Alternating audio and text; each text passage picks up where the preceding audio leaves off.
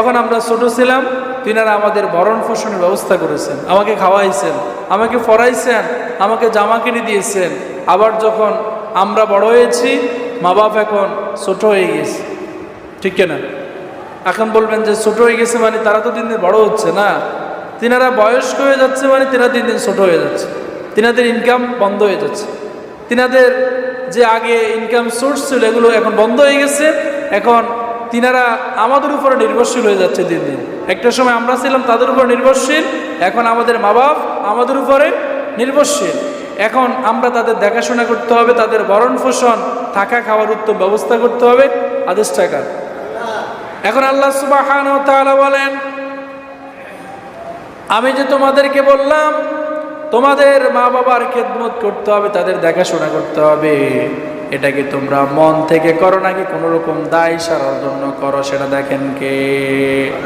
আল্লাহ তাআলা বলেন, রব্বুকুম আ'লামু বিমা ফি নুফুসিকুম ইন তাকুনু সালিহিন ফাইন্নাহু কানা লিল আওয়াবিনা গফুরা। কার কথা?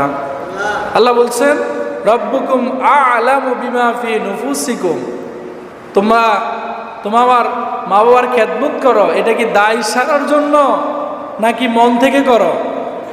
এটা দেখতেছেন কে?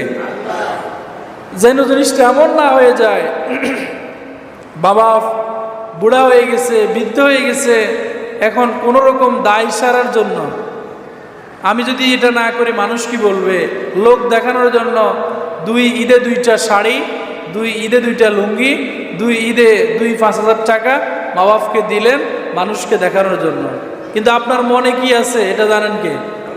যদিও মানুষ দেখে বলে এই ছেলেটা মা বাবার খেদমত করে, খোঁজখবর নেয়, কিন্তু আপনার মনের মধ্যে যদি মা বাবার জন্য আন্তরিকতা না থাকে, টান না থাকে, ভালোবাসা না থাকে, আবেগ না থাকে, আপনার এই দান, আপনার এই খেদমত কবুল করবেন না কে?